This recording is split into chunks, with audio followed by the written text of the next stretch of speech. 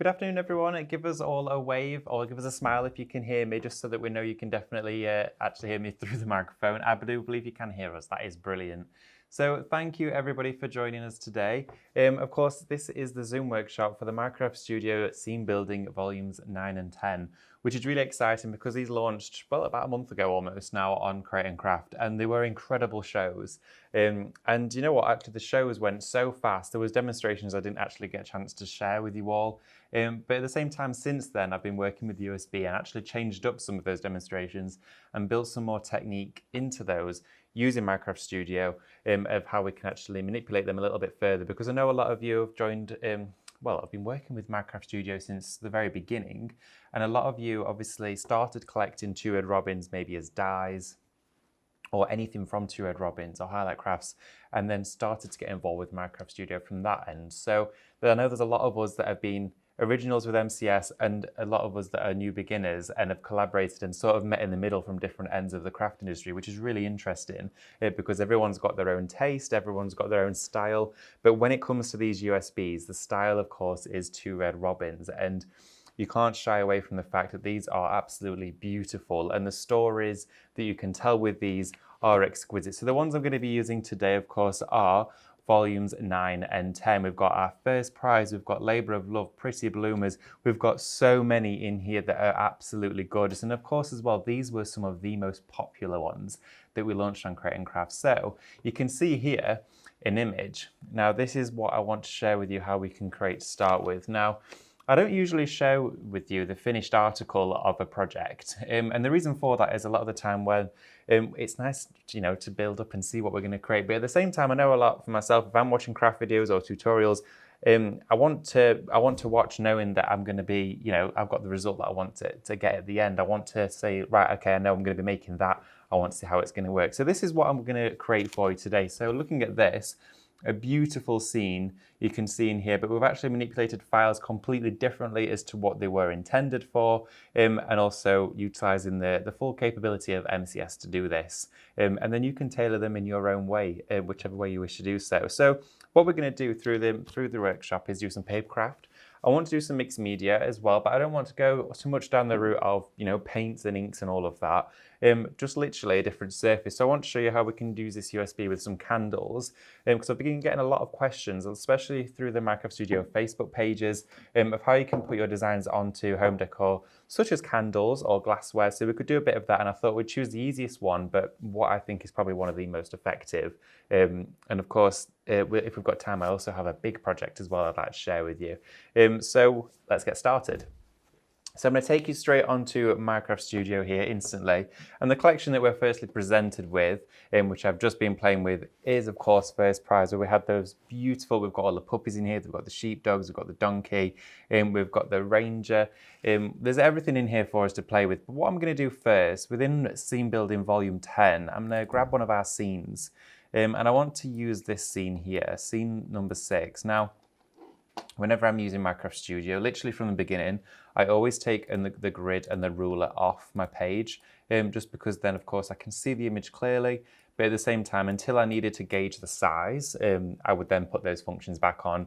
Of course, really easy to do.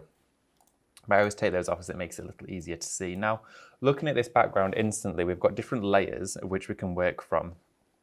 We've got our foreground here at the bottom where we've got our big beautiful blooms. Then we've got the field in the middle. We then go up to our mountain range and then the sky. I think I'm assuming the sky is in the sky, not the sea. But that could be, you know, there could be a beach across here and that could be the sky and the sea. You never know. But what I wanted to do was actually capture all of this, but again, change the background size. And what I really wanted to do is arch the top of this image. But I found that if I was to crop it into a circle, of course, you're left with a circular image, not an arched top. It's almost like running a die through your machine and only wanting it to cut half of it. And the way, of course, that you do this is you loop the paper through the die so it doesn't cut the whole image. It sounds a little confusing, but I'm going to make it really clear and simple. So if we go to our digital punch here into our basic shapes, I'm going to grab the circle. And of course, if I wanted this page arched, like this here, you can see instantly it would give me a really nice arch top, but it's going to cut away all of the bottom of this as well. So if we zoom really far out and we actually make our digital punch larger than the whole image, but still keep that radius towards the top here. What I'm actually going to do is crop it, almost get the page centralized with the digital punch here. And I'm going to select keep the inner. Now what that's done is we can delete our digital punch now, and we're going to zoom back in. Sorry, that was a bit quick.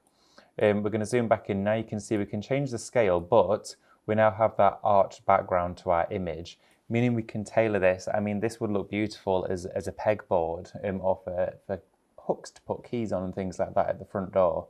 So there's loads of things that you can do with these, not just papercraft, but we're going to start on paper to begin with.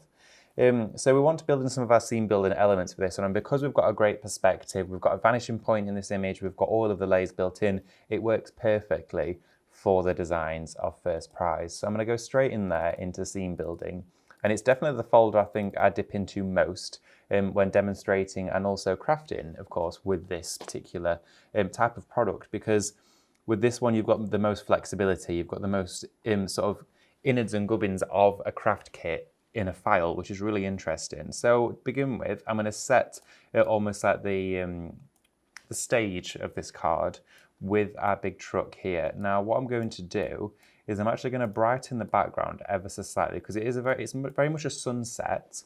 But if we just brighten this slightly, bring the brightness up, you can see it makes this image start to stand out further. And what I can do with the truck is also take the brightness of that up a little bit, just to soften it, because it is quite dark, which is great on a white background. But because we have multiple colors going on here, we don't want it to become too confusing, because what happens is if you start to introduce too many colors in one go, in one project, if it's a designer image like this, it's going to be really confusing to the eye, and it can cause a bit of a headache. Not literally, but it's one of those where you look at it and think, I don't actually know where I'm meant to be looking. So with this one, taking the brightness up just gives us, and the opacity down a little bit, just gives us that subtle edge to this, which then softens it and really allows it to gel with the background. So we're going to start to build in some of our foreground layers on here. So the morning hay is a brilliant one. And again, what I tend to do is I'm thinking of where I'm going to be placing these and what other elements may I use at the same time. So I think I'm going to use the public footpath sign. So I'm going to pop this to the side and almost build up a desk, a virtual desk of imagery that I know I'm going to be then working through during my project. I know that I definitely want to be using the dogs on here. So let's use Bella, and we've also got Milo and Nala, our little selection here. And I think Della as well we're going to be using. Super, super cute. And I think we can't not include Buck, of course. So he has to be in there too. And of course, I'm recreating this image because of course it's one that I came up with. But this just shows you that when you're building a project, how easy it is to either replicate something or manipulate it into your own way. So this is a project you could be building at home, but again, picking your favorite elements from there. You know, you could be actually importing pictures of your own dogs, your own pets onto here if you wanted to. I've done that quite a few times before on some of the shows where I've brought my own photographs into Minecraft Studio. If that's something you'd like to see more of, built into these particular workshops, we can do. I tend to usually do stuff like that in the purely MCS based USBs, not the Red Robins one, because of course it's nice to see the content being used. But if you'd like to see more of, you know, your own personal images being used on Minecraft Studio, do let us know and we could definitely do that. Of course, we want to always make sure these Zoom work classes are tailored to, you know, what you want to get out of them, the best part of it. So I'm going to flip some of these round so we can start to get the perspective right on the angles right on these. And what I'm doing is I'm sitting them just on here, and then I'm going to grab a third one, I think, to sit in the center here. And if I bring it down slightly so we can still see some of the truck, what I'm going to start to do is crop each of these. So I'm going to take that one up there and then I'm going to bring it in from the side. There we go. And again, the same with this one. Using the function at the top of the page, your crop icon, instantly, as soon as you grab over the image, it frosts and grays out those squares. So then we can drag the image. And this is a process you can revert. It's one thing that you can go back on. So if you've cropped something, you can still go back and change it if you want to. As well, this is one of those processes that I do in majority of my projects. It's one that will always be a tool or a function you're going to use. So if there's anything that you feel like you want to catch up on or watch again, what I would definitely recommend doing is watching the zoom back. Of course, because this will be uploaded onto YouTube afterwards, and you can watch it back at any time at your own leisure as well. So I'm going to flip this one here, And by right clicking, obviously, of course, I'm using my PC today. You can be using a laptop or a tablet, anything that has Windows on there that will allow you to use the MCS program. When you right click on the file and you go to flip, you've got two options to either flip horizontally or vertically. So horizontal is going to mirror image this one here. And I'm going to pop him down here. So let's actually, now again, because we've brought out more onto our workshop, or more out onto our sheet here, we've actually layered this up. So now the little puppy dog is not sat at the front of the image. So to bring him forwards, we go to the order, again, right-clicking, and bring to the front. And there, she will sit just here. But again, that image almost looks like it started to get a little bit lost. So if I zoom in here, you can see it's quite dark. So if we go back into our effects, okay, and within those 4 tabs that sit across the top here, in our effects, we can bring the brightness up, just to add a little bit of brightness there. So you can see, then she's shining. Of course, if you were to take the brightness up the entire way, it would leave a white silhouette, and all the way down would make it a black silhouette. So it completely changes the image. You know, you can revert this to however you want to. But I'm just going to undo that, again, using the undo functions, which has got us back to where we started. Then what I'm going to do is bring in some of our other imagery here and start to build our scene together. Now, I said I wanted to use files that are, when you see them being used in the finished project, they're not used in what they initially were intended for. So I'm going to show you a little bit of that. So whilst we're just putting these together, I'm just going to set this little one here, there we go, and bring this one to the front. There we go, bring it to the front. I want to grab a file from a different folder. So let's have a look here then. So I'm going to go back into Scene Building Volume 10, into our collections, and I think I'm going to use Labour of Love. Let's have a look in here. And I think this is one with our planter. It is, yes, so our splintered. This particular file, what I'm going to do with it, you can see it's got a beautiful wood grain in it. So if I crop this down from the top, there we go, using that crop function again, you'll find just how useful this one actually is. You'll use it all the time. I'm just going to crop it in from the edges just to straighten those up. I'm going to OK that, and then I'm actually going to scale it back down. There we go, and I think it wants to be slightly brighter. It's looking very dark at the moment. So if we go into our hue, we can make it more of a, let's have a look, there we are, lighter wood, and then take the brightness up. So what I've done there is I've actually changed the colour, and you can see when you go through the colour slider, it's on 24 at the moment. Now you can go through loads of different ones of these, right up until it gets here, right to 359, and that there, of course, it's 360 in total, gives you that rainbow of colour. Now, I think I said 24, but anything between 22 and 26 will probably be spot on. There we go. And that there is a gradient, and it's like a sepia tone. And if we bring the brightness up slightly, it's just going to enhance that colour. So what I'm going to do is flip this round to 90 degrees. And again, with the circular icon on your image, you can hold it and drag. So stay clicked down on that image and rotate it 90 degrees, or whatever degree you want to. But for this project, it's 90. And I'm just juddering with my hands in between 91 and 92 and 89. There we go, almost there. So I'm going to bring it just closer to my page and just quickly grab it again here. There we are, 90 degrees. And I'm going to sit it just here. Now, if we use the tile function, which is typically used for backgrounds and backing papers, what I'm going to do is tile it upright like this. There we go. So I've tiled it here, and then selecting on the image again and deselecting the tile function, which sits here at the top of the page. I'm going to duplicate this now. So I'm going to copy and paste and bring it over to this side. Okay, and then I'm going to paste again, which will give me a third one, which I'm going to rotate down to 0. There we go. And then what I'm going to do is tile it slightly further across this edge. Here we are. Just like that, which has extended the image further for us. So it's left us with a frame in which we can still build into that frame, which we are going to do, but at the same time it's one that now is starting to actually capture our entire image. So on here we've got loads of different florals to play with. I'm going to drag this one out actually, because we're going to be using this later on. But in our Labour of Love, let's have a look in here. Sorry, not in our Labour of Love, in our first prize. Let's see what the flowers we've got. We have the catmint here, which I think I'm going to use across the foreground.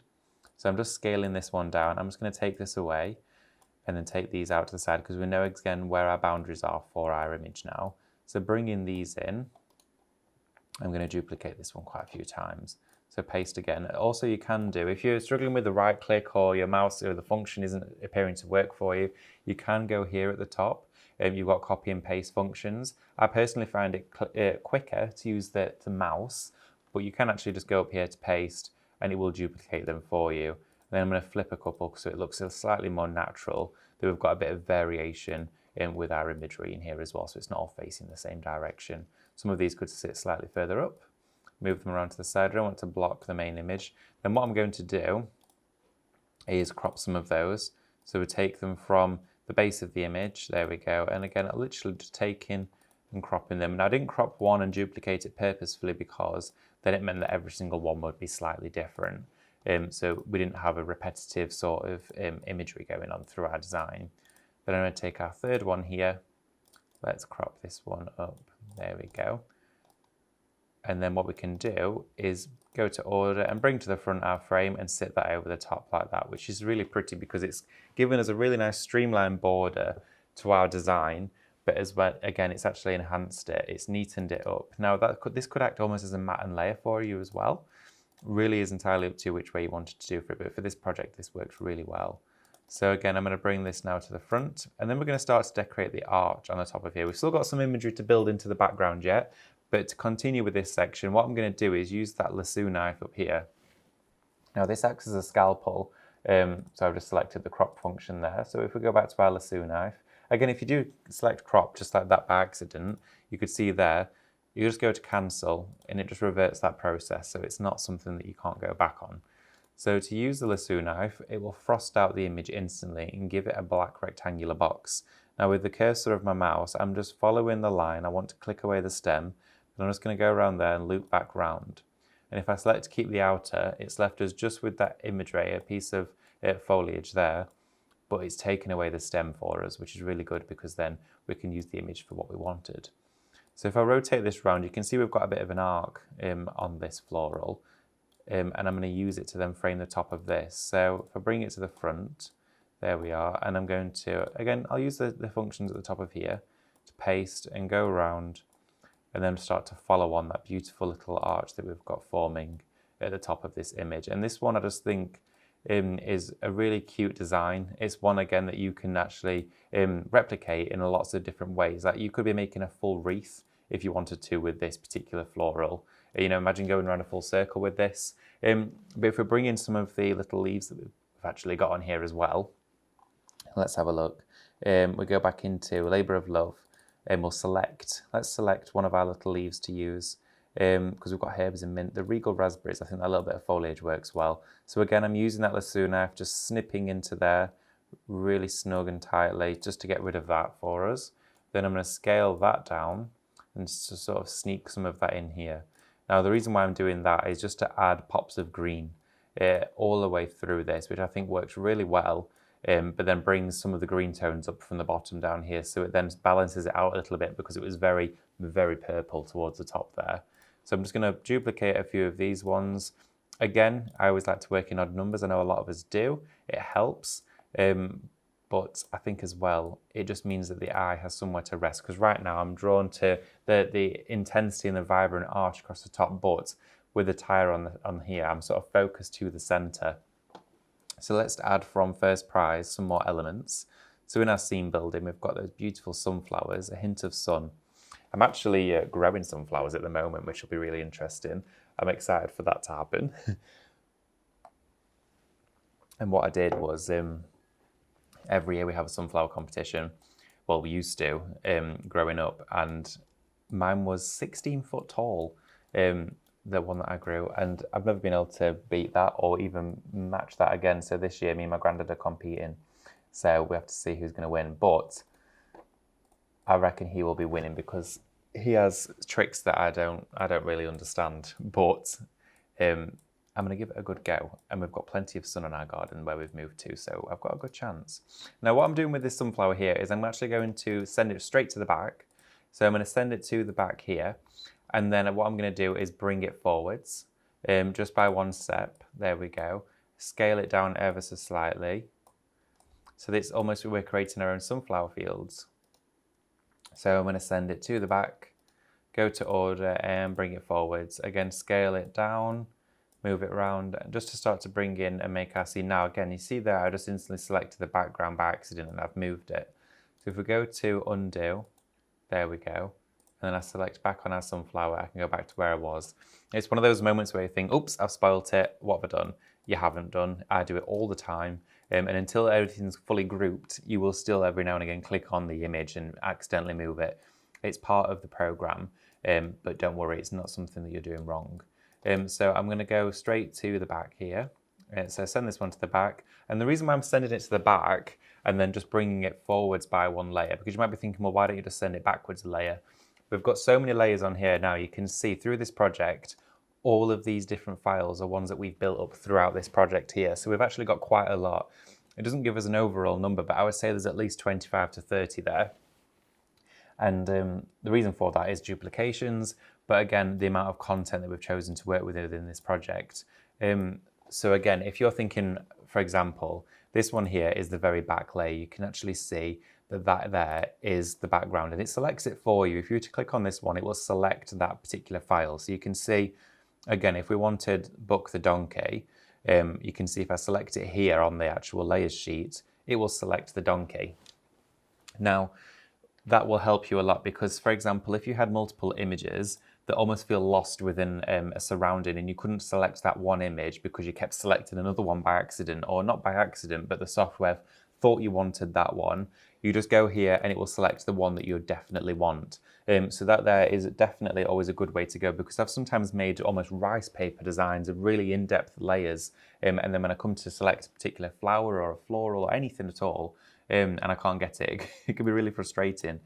But that's how you work around that. But of course, this is because we're starting to push the software to its boundaries, and it's really because we're building so much content into these, but they just look absolutely exquisite. So I'm actually going to put that one coming from behind the van, because now we're going to put Buck in here. So we're going to flip this one horizontally. I'm going to scale it down. There we are. And then I'm just going to crop it. So he's just creeping in here. So let's crop this image. Really like how that's turned out, actually. So he's just decided to show his face, popped around the corner. And we've got 3 sunflowers going on here, which I think is more than enough. I think it looks quite nice because I don't want anything to shy away from the main element of this. And this public footpath sign that I did bring in at the start can just sneak into the background here. Just there, just the start of it. I'm actually going to send it right to the back again and bring it forwards one layer, because that would now sit just on front of our background sheet. So you can see each time I'm selecting them, it's bringing them forwards in layers. So if we just crop this one down, there we go. Really happy with that. In fact, to be honest, one of these, I think we could have another one sat at the top here. It's bugging me a little bit that we don't have it quite full towards the top. I think it would have just frustrated me. There we go. Again, you could continue to lay these up, make it look really full and thick. And again, that's where the sort of bouquets and things come into this. Now I've done that, I need one this side. So there we go. So you can see again how easy it was to actually build this design using multiple elements. We've actually taken some out from what they weren't intended to.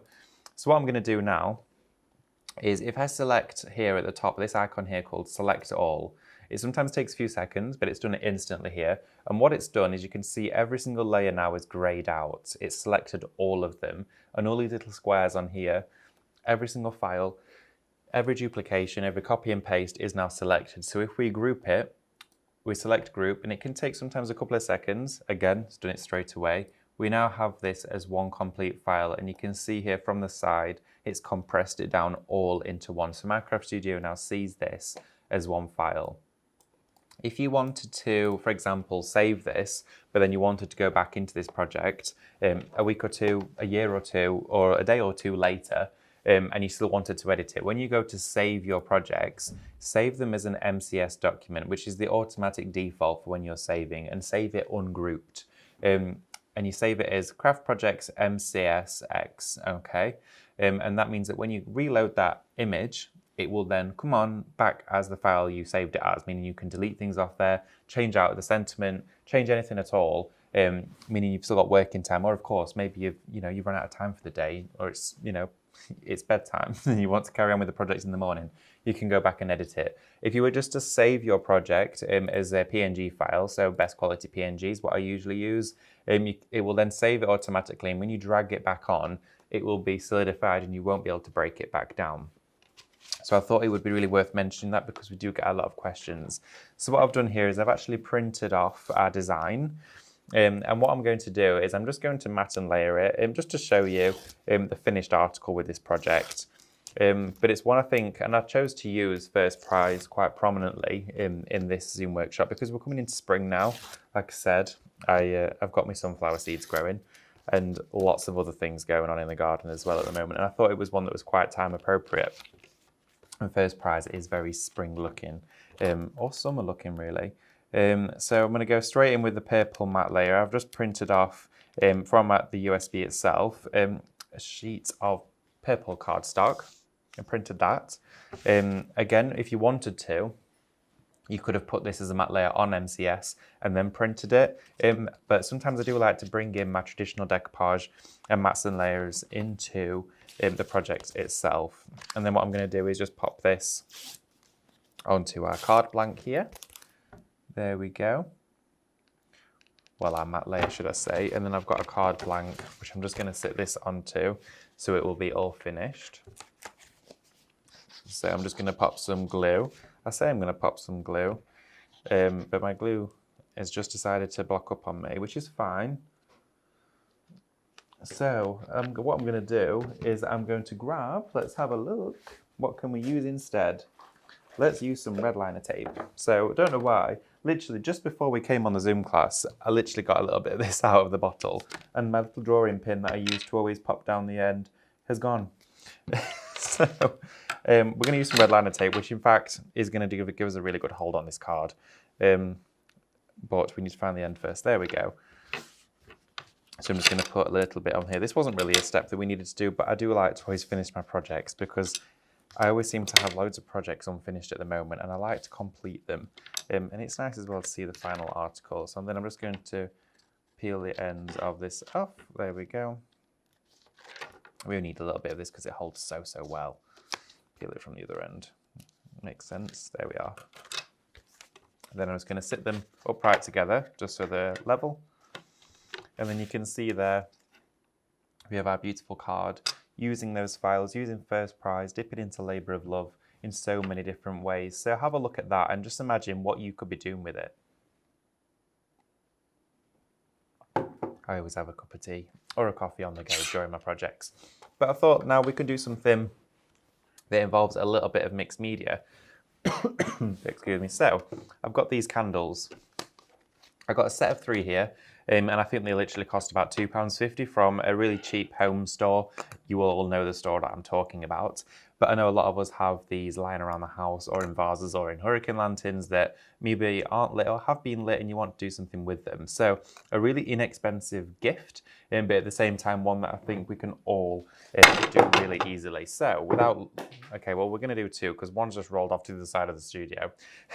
So, and I will get it after I've designed on here because me getting up from this chair is probably going to look like I've missed my stop on the bus. So what I'm going to do is I'm going to go straight over to Minecraft Studio and none of you will see any of it. It will be seamless illusion as if I'd never said anything. And also I have no idea where it's rolled. So that'll be fun. What I'm going to do is, because we've been working with this collection, is I'm going to save this at the moment on my PC as it is. I'm going to go to new page here. I'm going to select the grid and the ruler and just take those off the screen.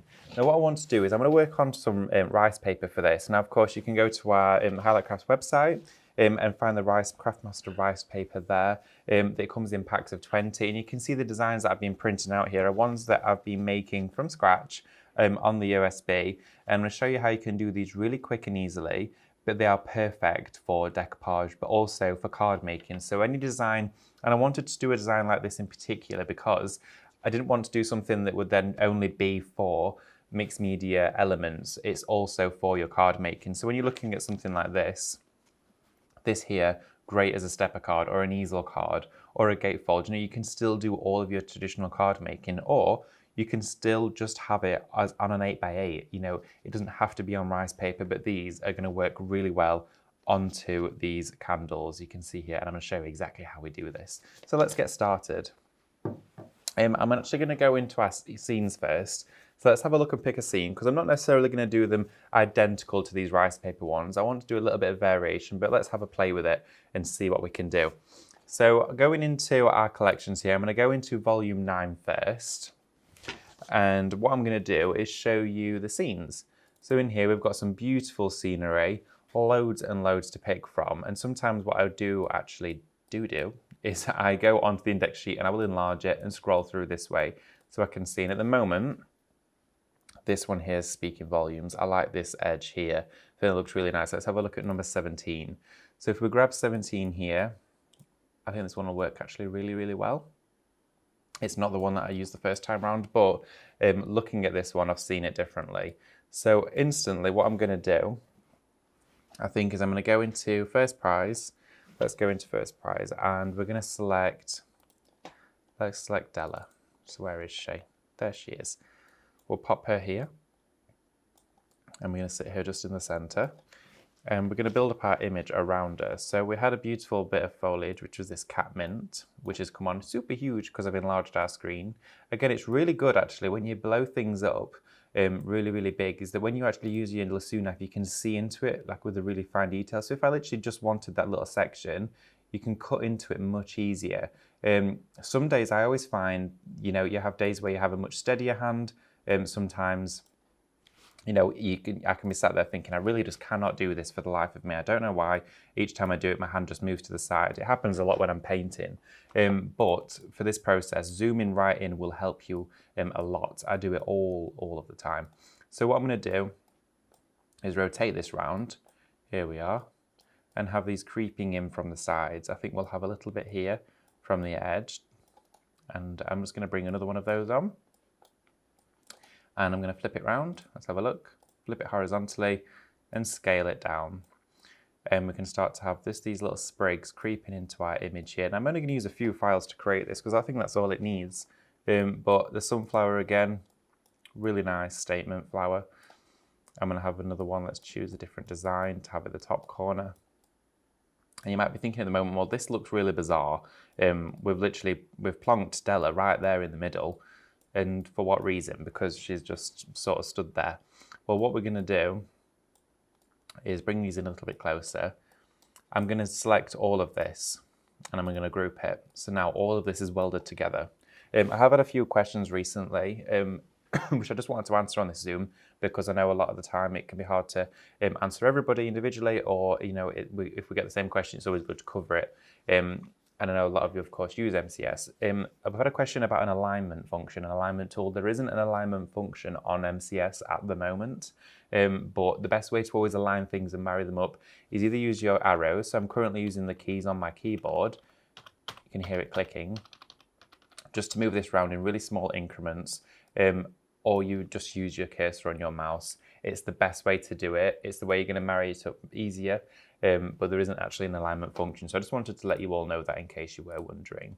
So we're going to go into our digital punches and I'm going to use the oval. So let's select our oval here, enlarge this, and then we can put it directly over our image that we have designed. There we go. So we're just going to capture in what we want from that design. Some of the petals from the sunflowers can come in there. There we go, and keep the inner.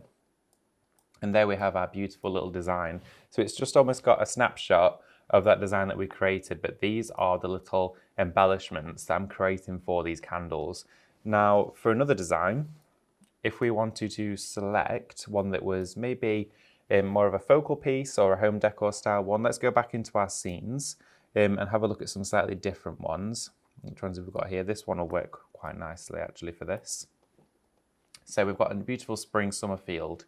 And then what I'm going to do is select an oval out of this. We'll work quite large for now, so bring this digital punch to the front here.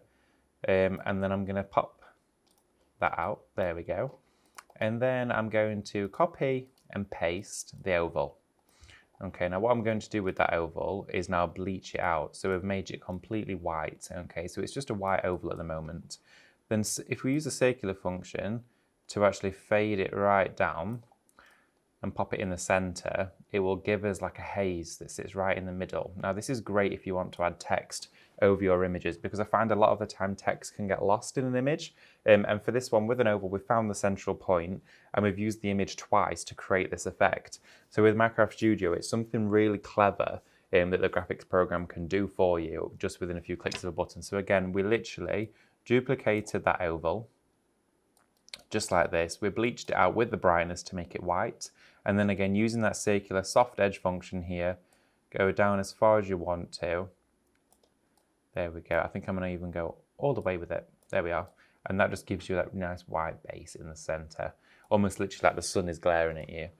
So what we're going to do now is add our text. So going into the text function at the top here, so we're going to add text, just select anywhere for your text box.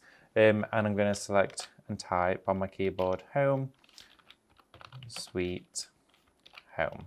There we are. And then I'm just going to make sure these are aligned by using the function at the top left here. So in here you've got a selection of icons, and this one here with the lines that are all symmetrical, we'll make sure that that is all sitting in the center. Then automatically when you click off the text, it makes it look really thick and bold. If you just to go back in there and highlight your text and use this here, this is your border, so it will give an edge to your text here, and I'm just going to make it really thin. There we are, so it doesn't go bulky again.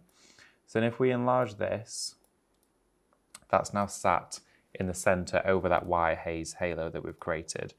So if we go back into our files, into First Prize, Scene Building, and grab some of those sunflowers.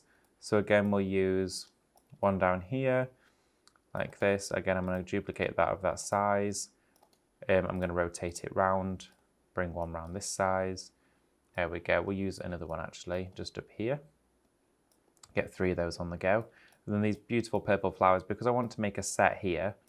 In fact, what I think I'm going to do is with the edge, with that original oval, if we soften the edges on that ever so slightly as well. And what I'm going to do to select that one. Now this is a great example of what I spoke about earlier, is that when I go to select that back oval, it's selecting the white haze because they are exactly the same size, overlapping one another.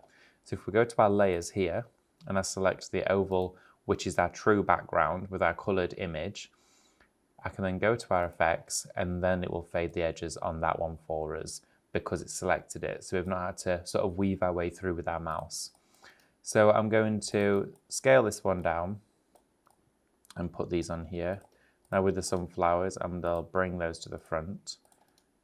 Here we go. So bringing those to the front of the image here, and then I'm going to, let's just flip this around. And then there we are. I'm going to rotate this just so it's got a nice arch on it. And then the sunflower can come to the front. So everything then starts to sit in line behind one another. There we go. And again with this one, rotate it around. And I'm going to put another one across the other side as well. So I'm going to flip it horizontally, so then I can arch it this way and sit it across the top, make it slightly smaller, so it will actually be in the right scale, and then bring the sunflower to the front. There we go, so bring to the front, and there is our image created with just a few of those files. Again, using one as a duplication to fade out the center, to give us a standing point for our text. Then we've got this one. Now, if I was to go over all of that and group it, so we group it together, we can now actually make additional files from, of course, what we've made. So we could copy, add the files that we've made and duplicate them. So again, if I go to paste, we can then make more of the same image. Now these are great if you're doing duplications of projects. You maybe you're making quite a few to sell on, or maybe you're doing your work group. You maybe want to make a selection of gifts for everybody, or anything at all. You can do it on a more mass scale. So what I've done here is I've actually printed those out of the rice papers, and I've just realized I didn't fetch that third candle, but it's fine. We'll work with the first 2 for now. And I want to show you exactly how you do this. Now, when you're looking at these designs, they're torn from around the edge. Now, if I just grab here a water brush, this is one of our Craftmaster water brushes here, and it's perfect for this because, of course, I've not got to have a pot of water I'm dipping in and out of all the time. And again, it will not flood the rice paper. So I just activate it, usually on my hand because I can feel when the water's come through. Then I go straight to the rice paper, I'd go around the image that I want to select. So you can see we've gone around this here. And then I'm just going to tear it away from our rice paper. Now, I printed my rice papers on an inkjet printer. So you can see instantly there, we've torn that out. We've not had to use any scissors to do it, super, super quick. But I printed it on inkjet. You can print your Craftmaster rice papers on laser as well. And the way to do that, and it's the most efficient and easiest way, is when you do have a piece of A4 rice paper, use your Cadence stencil spray and spray some of this onto some cartridge paper, some blank copy paper, anything like that. And just tack your rice paper to the cartridge paper. Now that will feed through your printer beautifully. And once it's dry, which takes about a minute, once the ink's dry, peel your rice paper off, and it doesn't leave any tack at all on the rice paper, but then you've almost created a carrier sheet out of that copy paper, which you can continue to feed through multiple times. And I'd always recommend printing just one piece of rice paper at a time, which is the best way, of course, because some of us have massive printers. I personally have a very small one that just, does the job. And so basically that there is all you need for your rice paper printing. So what I'm going to do now is select one of our images to work with first. And I'm going to use that stencil spray. So what I'm going to do on the back of this paper here, there we go. So I'm just going to put a little bit of spray on this rice paper. There we go. So I've used my sheet here, so I've not got spray on my mat. And what that's done now is just made my rice paper nice and tacky. So if I take it to this candle straight over the top, what it's going to do is hold it down temporarily, because of course we could still easily peel this off, but it's held it down temporarily. Then I'm going to get my heat gun. And this is a process which is much easier, because we're not covering it with greaseproof paper now, which means we can't see our image, but we can also see when the wax has started to melt. So I will talk through the process, but it takes just a few seconds for my heat gun to get to temperature. So once it's got to temperature, you want to take it to the actual rice paper, and you'll see instantly when it starts to melt, okay?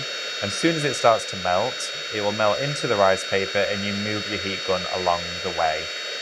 Okay, so working around all of those edges. There we go. And it instantly just soaks into that wax. And it's so, so quick, because of course you've not got any other surfaces for the heat gun to have to permeate through. It's just going straight onto that candle. And then once it's on there, it's going to be permanent. The only way to get it back off would be to reactivate that wax by melting it again. So you can see I'm just going around here, making sure, you can see because the rice paper becomes completely translucent over the wax as it takes on all of that wax. Again, so I'm just going to do it across the bottom there. And what you can do with any overlap is if you just heat it up ever so slightly, then press the rice paper into it. There we go. And I'm just going to do it at the top here. Perfect. I'm just going to do a little bit around the bottom. And then whilst that wax is still warm, just with my finger, I'm shaping over there. And now that candle, you can see the rice paper has just blended into the surface of the wax with our very own design. So I'm just going to grab my second one here, our smaller design. Again, I'm just going to grab my cartridge paper and a little bit of my stencil spray over the back of the image, and then onto the surface of the candle, wrapping it around. Now I use those ovals because I just thought they looked really, really nice on the front of the candles. And then again with your heat gun, capturing all of that surface area. Really quick process. And again with this, if you're using greaseproof paper over the top of the rice paper, it takes it longer to melt because it has another layer to go through. And with this you can see it happening. There we are. So you've got the assurance of knowing you don't have to keep going back into the project with your heat gun time and time again. There we are. Perfect. That is completely and 100% melted into there, which you can see. I mean, every single time I just find it breathtaking. I don't know where that last candle is. Oh, I found it. Okay, bear with me. I'm just going to leave these two candles here. Let's just grab that last one. And what I'm going to do is then I've actually created a border on here. So with the particular designs that you're seeing, with that sunflower, I thought, okay, let's make a border out of it as well, which was this one here. So what I'm going to do, we've had a fabulous question. Thank you ever so much from Val. Thank you. Hi, Val, and thank you for joining me. And the question is, which I do get asked sometimes, which I should have mentioned, is can you use the candles once you've actually done this process and, of course, lighting them? Now, what I would recommend doing is not lighting them. If you are going to light them, supervise them at all times, but I would not recommend doing so because, of course, it is paper. Now, some candles will burn down the whole candle, and some will burn almost like a skin, so it will just burn through the center. Now, these are really cheap and inexpensive, but they melt really easily, so this is why I use them for craft, but I just wouldn't ever recommend lighting them. They're much as a decorative one, like Christmas candles and things like that, or a gift that you probably would have on the windowsill and always as keep there. But you can also buy, which are really inexpensive, battery-powered pillar candles like these, where they are also made out of wax, exactly the same, but they just have a battery-operated light in there, so it will light up the design still. Sorry, do excuse me. And that way you can actually illuminate the images, but you've not got a naked flame. But oh, sorry, that was from Catherine. But Val has also asked a question. Thank you. The make of the heat gun. Thank you ever so much for your question, Val. I don't actually know the make of this one. I've had this one for an awful long time. The actual little stand has come off it. It is a very quiet heat gun. It just says made in China. I'm going to be completely honest with you. I'm not sure where it's from, but what I will do is I may be able to find it somewhere on my where I've purchased it from, and I will get back to you. But it's blue, and it's got a distinctive shape. I'm really sorry, I don't know where it's from. But one that I do use, and I have two with me all the time. The other one that I do use is my Kit and Caboodle one, the red one. That one's really good because that's super quiet as well. And also that one's great because it has a thermostat in it, which clicks out when it gets to temperature. So if it ever got too hot, it's got a safety feature in it, and it's really inexpensive. So I check that out on Crate and Craft. And I also use my Sizzix one. This one's got 2 heat settings, so if you're embossing or drying, that's good as well. There's lots of different techniques and functions for them, and it's really interesting actually that you can have it for a particular reason. But no, it's a great question. Thank you though. I hope that kind of answers that for you. And then what I did with the sunflowers is just to finish this particular project off. Is I made a border out of them. Now we did that tile function earlier when we made this border here. When we actually created that wooden border on the edge when we extended it. What I did with this one is I created and selected one sunflower and tiled it multiple times down my page, meaning I could have a selection of borders. And then I'm just actually tearing this. I started it with my water brush, but I'm just going to finish it off. You'll always find that your rice papers naturally tear in more so a directional line from top to bottom than they do across. There we go, perfect. Then we can nip into that. Now what I'm going to do is just gauge the size that we need for this project by wrapping it here around our candle. Then what I'm going to do is tear this one away. And it doesn't matter if they overlap ever so slightly. And what I'm going to do is get my paper again, my little bit of cartridge paper, with my stencil spray. There we are. And I'm going to go around the whole candle this time, whereas previously we've just done the front. Because I want to show you that you can still do full designs on there. So that holds it temporarily, and then just to heat that up, I'm going to use this mystery heat gun, and I'm going to go around all of the edges, and I'm just holding the wick to rotate it round. So I'm melting this side first. There we are.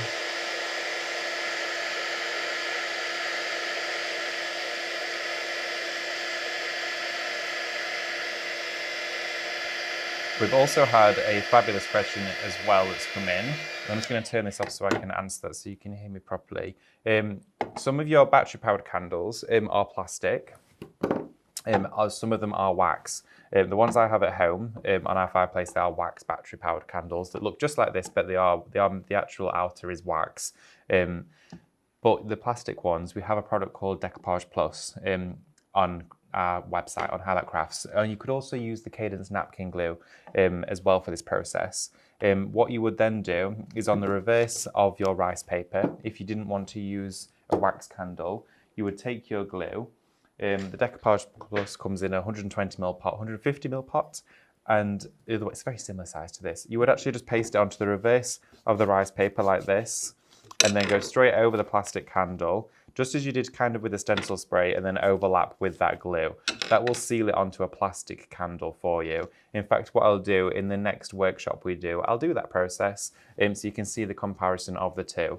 But that there was our 3 little candle sets. So you can see they're a really nice gift set. Now you could imagine these being wrapped in some cellophane, maybe with some confetti in there or with a bouquet of flowers. And then we've also got the project that we made to go with all of this, which can be the card. And then I'm just going to show you the last project that I did make, because of course we have almost run out of time to be able to show you what we actually made this morning. Now this was one using again some of those items on the USB. And with this, you can see we actually had the jar, filled it with flowers, and put the little mice in the front of there as if they're pulling apart that little bouquet, nibbling on the petals and nestling away with them. But those there are the projects that we've created. So again, just to show you, we created our candle set, our beautiful little votive gift, again with those 3 different candles of different sizes.